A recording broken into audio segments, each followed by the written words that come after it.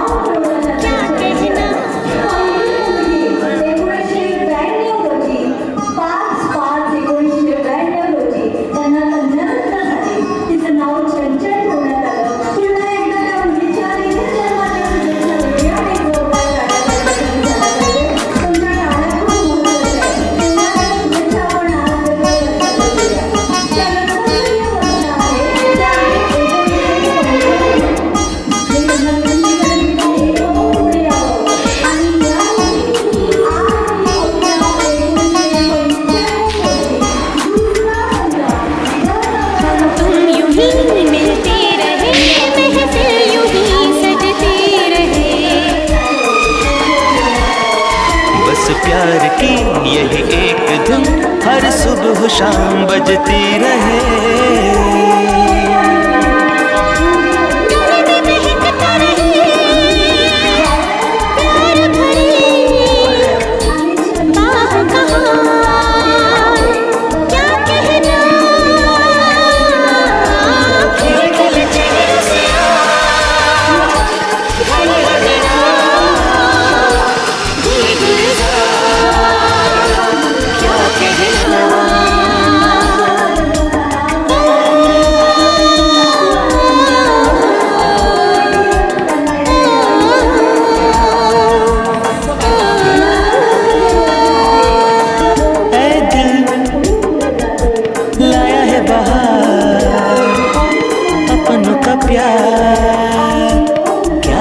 कहना।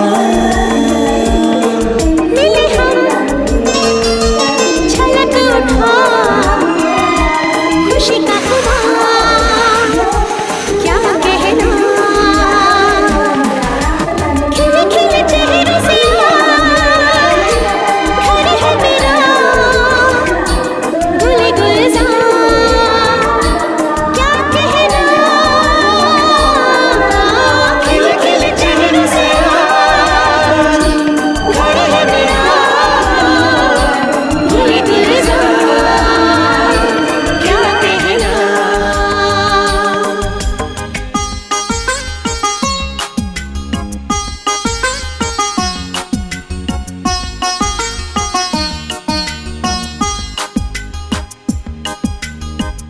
है दिल लाया है बहार, अपनों का प्यार क्या कहना।